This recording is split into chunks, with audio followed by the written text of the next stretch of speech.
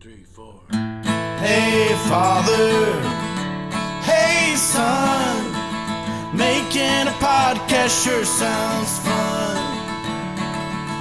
Set up the mics, grab a cup of joe, and let's see how it goes. Welcome to We Were Thinking. Today, we are thinking about respect. We're putting this one under parenting and family because it's about respecting your elders, but we're also kind of branch off into raising children that are respectful in society in general. But we wanted to start this way because Dad, he's a grandfather now, and he has a set of rules for his grandkids. And if we had them here, they could quote these. You practice these with my kids all the time. So, what is rule number 1? Okay, let me go through this just real quick.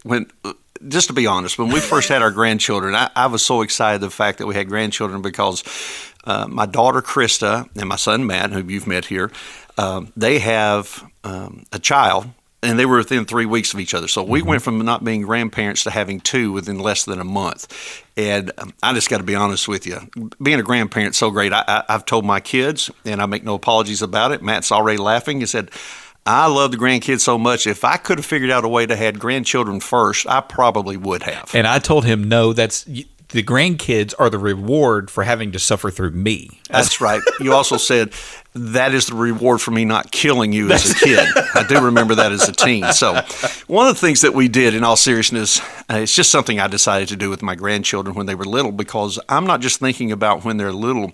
I'm also thinking about when they become young adults and how respect for elders has to be maintained. I think that in our culture today, we're running to a problem where that we do not honor or respect the elderly, the senior adults in our culture.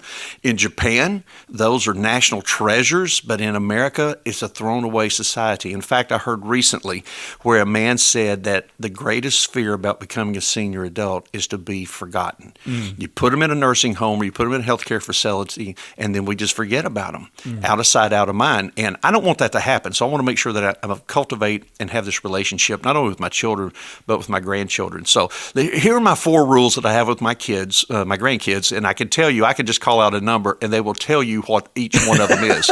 It doesn't have to be in order, but this is when they were very little. The number 1 rule that I had was never hurt the granddaddy. Now, as a little kid, that's funny. Oh, my granddaddy, I would never hurt you. Oh, that's wonderful. Yeah, okay? but You're little.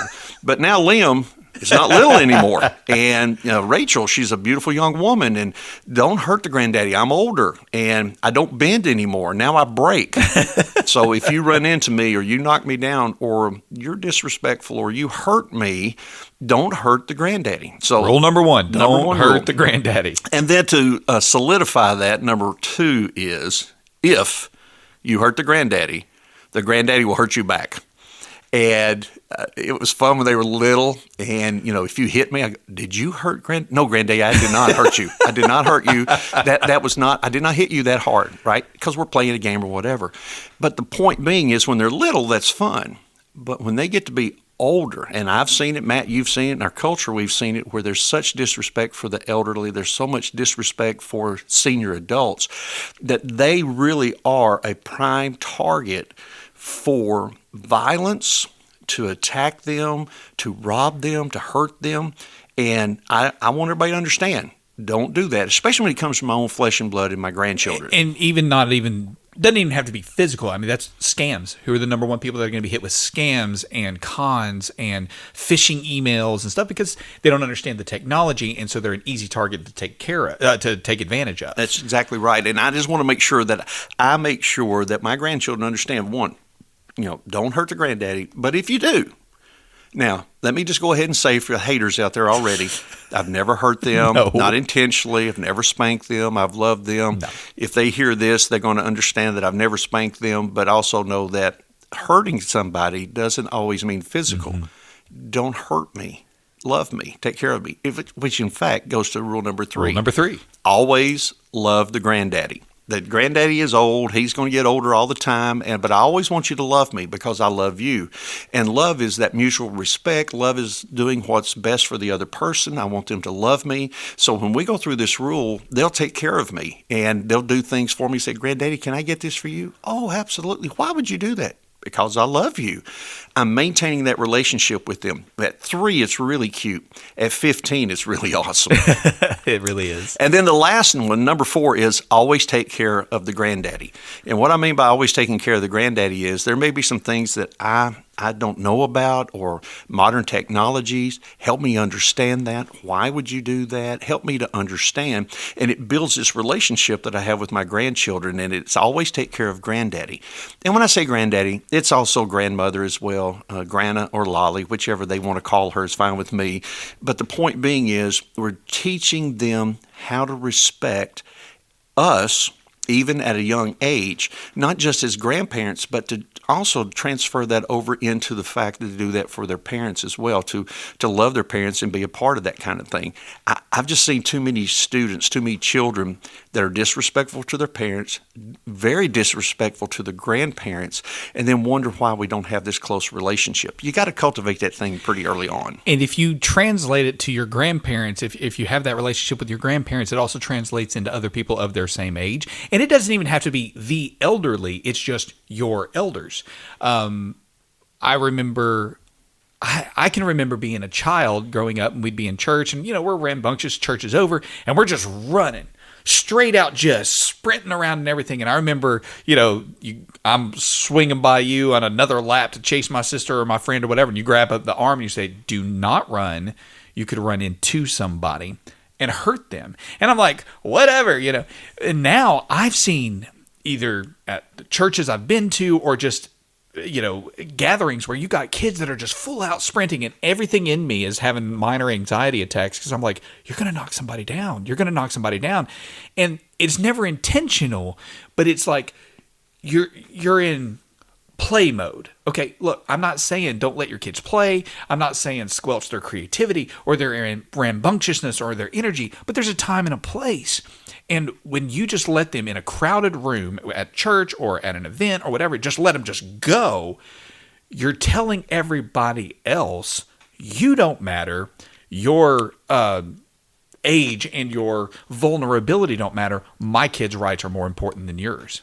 Yeah, I think that one of the scariest things for small children running into church, now this is just me, and people can disagree, that's fine, but I would hate to see a small child, let's say 4 or 5 years of age, just big enough, but short enough, and they're running through the church, they come around a corner, and you hit one of our senior adults who's walking with a cane, and you knock them over. It's totally an accident, didn't mean to, there's no malice in your heart whatsoever. But as an older person, now I've got a broken hip. And many of our senior adults, after they have a broken hip, are never the same again. Mm-hmm. I don't want to be the one responsible for that, for Miss So-and-so or Mr. So-and-so, whose health was already not good or was maintaining, but now it starts to decline because they had this fracture. Well, let's back it up, and let's just not let them run in that environment. There's a time and a place. Right. Pull them out on the playground, let them run, let them play. That's what it used to be. We'd be, after church, you're like, go to the parking lot. Not the parking lot, but, go outside, go to the grass area, go to the playground, whatever. Get that energy out where you should. Don't be running through here where you could potentially, and again, we're not going worst case scenario. We're not saying, you killed her. No, it's just the concept of focusing on people around you. I think one of the things that's completely lost when it comes to respect, everybody demands and wants respect, but they forget empathy. That's what's missed in everything is, okay, and I say this to my kids all the time, I understand that, you were in the kitchen and your sister said, can you fix me a drink? And you don't want to. Put yourself in her position. If you were sitting here and she was in there, how would you want her to respond? Well, I shouldn't have responded that way. That's empathy. Put yourself in their position and say, how would I want this to react to me? So that's where we're kind of headed here, is talking about the respect of,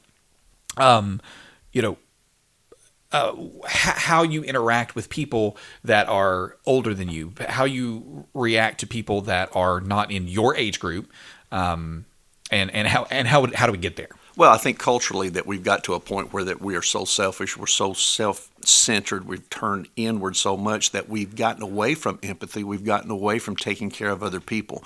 Well, one of the rules, take care of the granddad. We've gotten away from taking care of others. If you see someone trying to open a door, they're coming into a building. Let's say it's your business, and there's somebody's trying to come in, and it's a mom, and she has one on the hip, one in a stroller, and she's been shopping, and she's trying to come into your business establishment to make a purchase. Now, you can stand there and look at her and go, boy, it's tough to open that door like that. That's hard. Open the door. Open the door. It's not a hard thing. If you see somebody in need, as much as possible, do what you can to help them. If you're going down the road and everything's falling in the right timing and all that kind of stuff, and it's someone that you know needs help and it's within your means to help them, help them. Do that because it's being empathetic to other people. Real quick story. Your mom and I, we are newlyweds. We've been married less than 6 months, less than 3 months even. And we came in to visit, and we had no money. I mean, like no money. My parents had bought me groceries so that we could have food to eat as we went back, because we were working and going to school full time and didn't have any money, didn't have gas money. In fact, I'm running a little low on the gas tank. And we're coming down the interstate, and we look up and we see a lady, and it happened to be a senior adult lady, in her car. And she's on the passenger side, and she looks back and makes eye contact with your mom.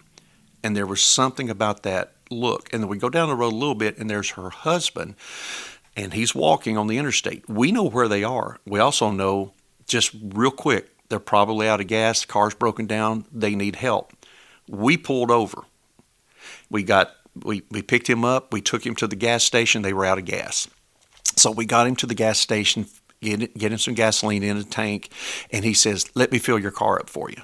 "No, sir, that's not," he said, "I want to do this for you." Okay, we had no gas, had no gasoline in the car. That wasn't why we did it. We did it because it was the right thing to do. We picked him up, got him the gasoline, took him back to his car, got his tank filled back up, his car got started, and got him off to the gas station. They were so appreciative. We didn't do it because we needed the gasoline. We did it because it's the right thing to do, and it's in your scope to help somebody. Be empathetic, help other people. And as Christian people, we should lead the way, because now we're the hands and feet of the Lord Jesus Christ. It's pretty simple. You could start looking at the Good Samaritan. I mean, that's such a great example of, when you read that story, you read that parable, and Jesus is making up this story. It's not a real story. It's a parable. And one of the things that he talks about is, who are the first two people that pass by? They're the religious folks. They're the people that are so caught up in their own religion that they forget the relationship aspect and the fact that Jesus saves us to be interpersonal with everybody around us. And the person who he talks about is the Samaritan, the hated one, the one that is the outcast or whatever. But what made him different from the religious folk was his action of coming in and helping. Yesterday, I was at a store, and I was coming into a store, and there was a lady that was older, and she was taking her cart back to the store. I'm 15 feet away from the door. And I said, "Can I take that for you?" She's like, "Well, yeah, because I'm going in anyway. She doesn't have to walk 15 feet in. It's not that far." And I just said, "Can I take that for you?" And I took it in. She said, "Well, thank you." And I said, "Have a great day." And she just walked off with a smile on her face. It was the most simple thing. I was already heading that way. It's not a big deal. I just dropped it off and kept going. And at first I was like, did that even matter? Like, why did I even do that? I didn't actually help her at all. It's not like I brought it in from the end of Walmart's parking lot or whatever. It was just right there by the door. But it did make a difference because of the interaction that we had and showing her the respect of, let me take care of you. Right. You're showing her respect, and you're valuing her as an individual. It had nothing to do with other than valuing people.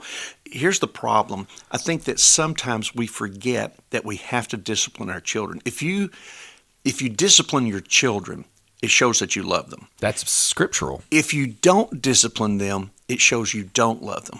And as a youth pastor, I've been around a long period of time, and I'll run into a student that'll come through my youth ministry who the parents have never really disciplined their child, and now they run into this gray-haired, seasoned, veteran youth pastor, and all of a sudden I have rules and guidelines, and they don't like me, and they don't like to understand that you have to do what I tell you to do, and you follow these rules and everything, and they don't like me. Well, if you then get out of the youth group, and now you're going to run into a police officer somewhere. He's got rules, and this is what his expectations are. The United States government, April the 15th, that's not a suggestion. They really want you to pay your taxes. Okay. Somewhere along the way, there has to be some discipline, and there has to be some guidelines, and you have to maintain those things. And parents, that falls on you to be the one to teach your children respect. And I got to talk just a real quick story. I had a student, and yes, I probably overstepped my boundaries, and that's okay. I've done this before. But I've seen students, I've seen teens being very disrespectful to their parents. And it just goes all over me because, one, I'm a youth pastor, and I want to help teens function so that they can do well into our culture and into our society and not be ruled and say harmful things. Well, one Sunday, I'm at church, and I'm having a conversation with one of our friends. It's a parent of one of our students, and their middle school girl comes running up to the mom and interrupts us, first of all. Okay, that means you don't respect me or your mom. Mm-hmm. And she started saying some things to her mom that were I considered very rude and very ugly. And I'm waiting for the mom to correct. Oh no, you didn't type thing. And the mom didn't. And that's what she's doing and everything. But the part of me, the youth pastor, just rose up in me. And we've been teaching about, I could not be quiet. And we've been teaching about respect and that sort of stuff. And I said something like this. I said, you did not say that to your mother. This is the woman who carried you for 9 months, morning sickness every day. Her body's forever changed and gave birth to you, and you treat her like that? We've been talking about respect in the youth group, and you're going to talk to her like that? Oh, no. You need to give her an apology right now. And the girl looked at me like, oh, and she said, I'm sorry. I said, that is wonderful. I'm so glad you did that. And the mom looked at me like, I can't believe you just said that. And let me just go ahead and say, we're still friends today. We had lunch together 2 weeks ago. Everything's fine.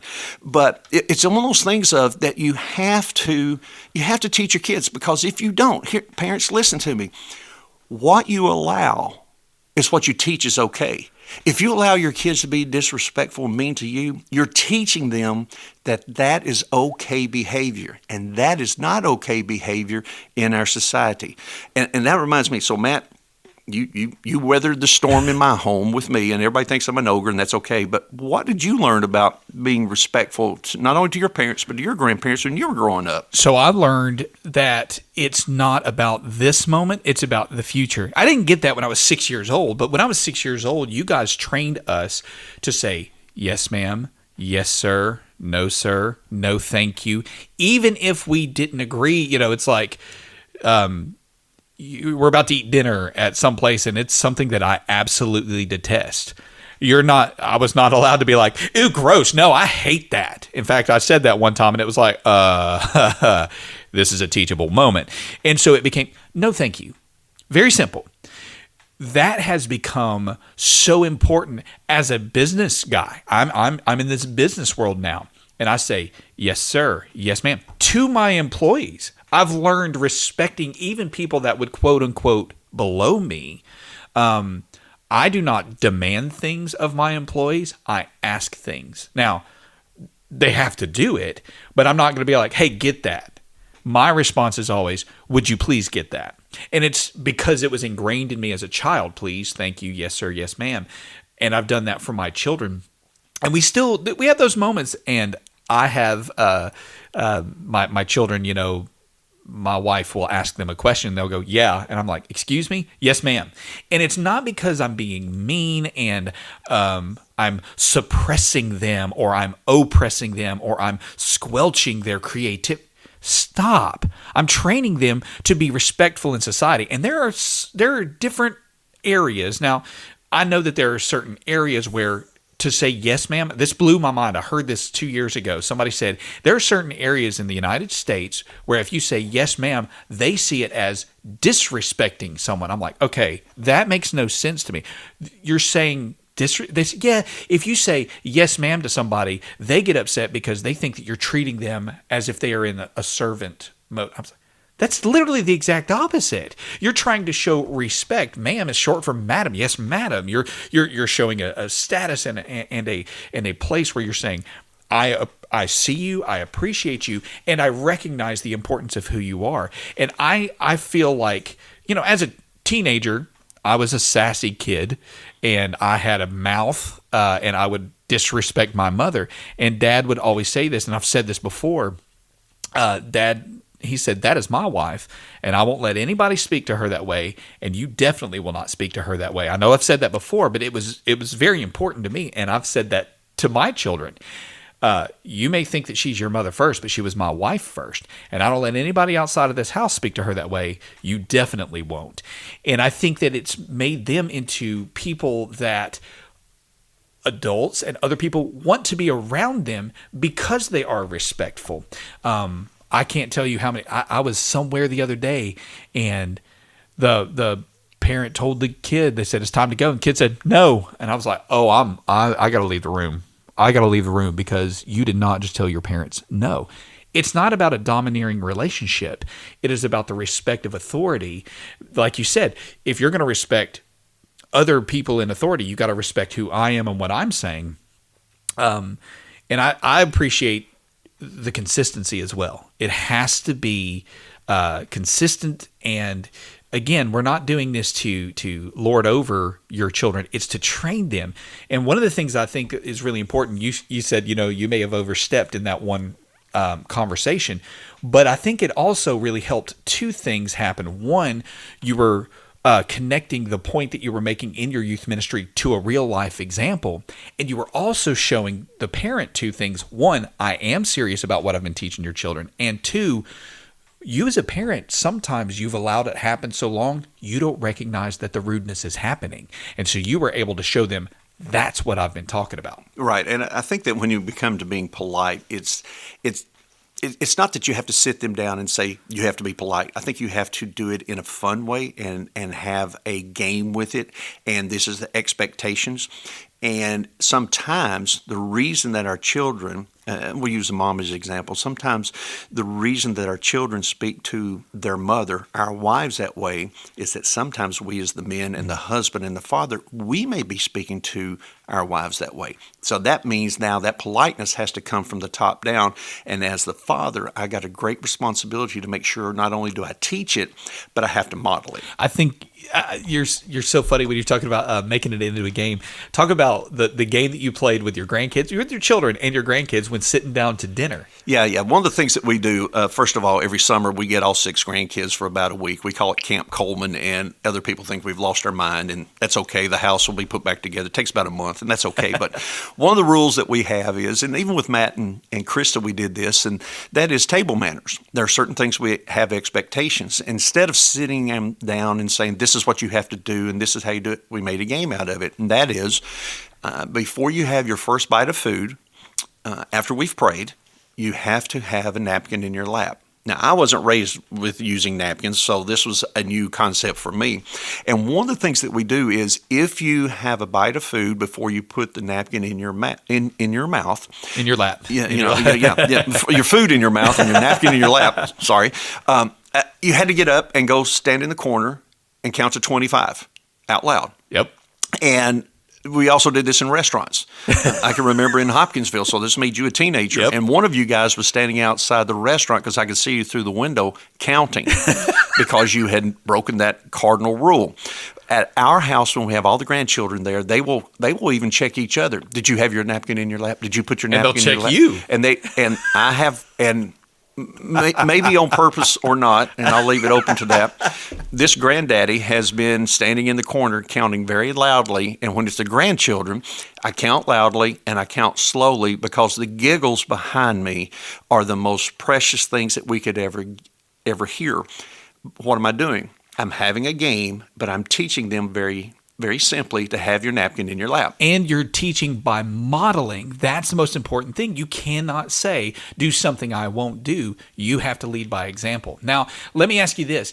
If somebody's listening and they're like, man, I've messed up and I've got one of those rude children, and you didn't know. You were doing you're doing the best you can. Maybe you're a single parent and you're just like, I'm just trying to survive till tomorrow. Or maybe you're one of those where it's never occurred to you that I need to do this. How do you right that ship? How do you, maybe it's a person that's already, they've got very small children and they're like, I'll never forget the realization when we had our first son. I started having panic attacks because I realized I am responsible for how he interacts with the rest of the world. And that is a heavy, heavy responsibility. I'm responsible for how he turns out. So either for a person that's just starting out or a person who has said, let's start with a person who is like, we're pretty far into this game here. I've got a 10-year-old, I got a 12-year-old, I got a 15-year-old, and they're not respectful like I would like them to be. How do I even start? Sure. I think the way that I would address that is the first thing I do is I would start off by apologizing to my child. And I know people don't agree with that. That's okay. I would say, hey, Matt, I owe you an apology. I have not trained you the way that I should. I realize you're 15 and in 3 years you're going to go off to college. And I realize that if you continue the attitude that you have and the disrespect you have, that when you get out into, quote, the real world, one, you're not going to do well on the job. That means you're not going to have a livelihood, or you're going to disrespect somebody in college, and that could end very badly for you. I want you to accept my apology for not training you the way I should have. That being said, we're going to right the ship. We're going to we're going to implement something together. And what we're going to do is we're going to work on napkins in our lap, using cutlery correctly. We're going to work on speaking to someone and not at someone. Big difference in there. We're going to learn the magic words that we're supposed to learn as a child when we were children. That is please and thank you. We're going to look at how can I serve the other person. Now those sounds like really hard things, but they're really not when you think about it. I'm going to teach you how to do those things. One, I got to model it. I got to be consistent. I can't talk to you like that, but I am going to say please and thank you to you as well. Instead of carry out the trash, get the trash taken out. No, would you please take out the trash? You know, it's part of your job. Would you please get that done today? And do it with the right attitude. I think that's the easiest way to do that, because now they understand my sincerity, that I'm really trying to get you to do that the right way. And I'm not doing it because I'm going to lord it over you.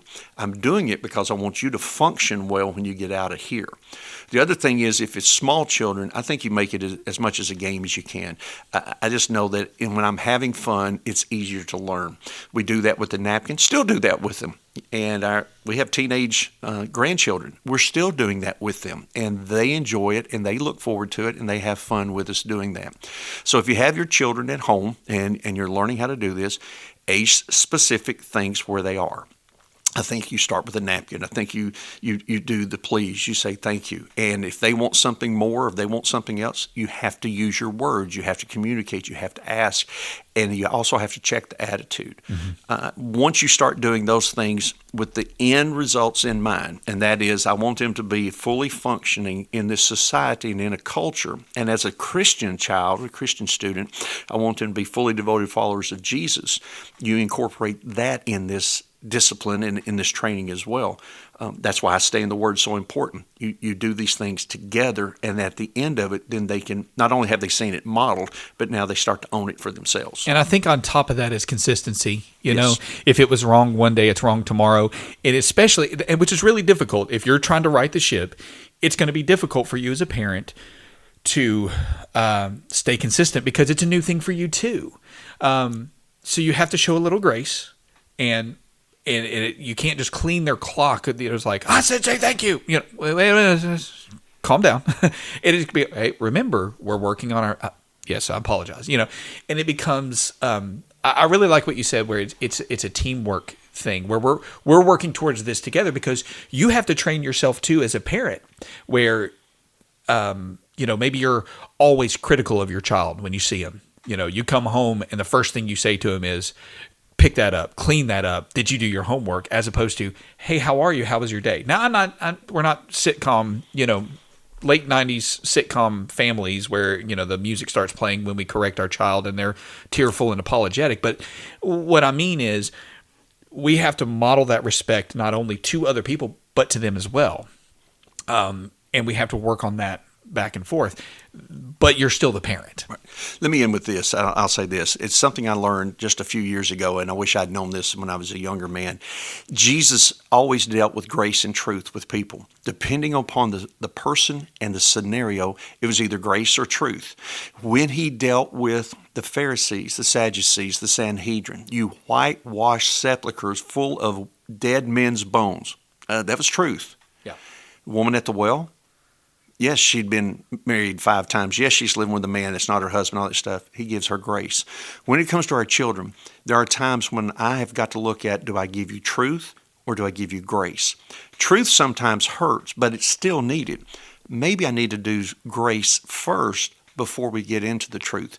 I actually have in my office 2 signs, grace and truth. When I have this conversation, do I need to be graceful? Or do they need to have truth? When I have conversations with Matt, when I have them with Krista, when I have with our grandchildren, is it grace or is it truth? What is it I'm trying to accomplish? So when it comes to this thing of respect, grace, and truth, but I think as parents, we've got to teach our kids, our children, because if we don't, then they're going to enter into a society and not function well. And that's not fair to your children. That's on you as a parent. Exactly right. So thank you so much for joining us and for the respect and just as example, Dad, thanks for talking with me today. My pleasure. Thanks for listening. Check out wewere thinking.org for more episodes or drop us a note to info@wewere thinking.org.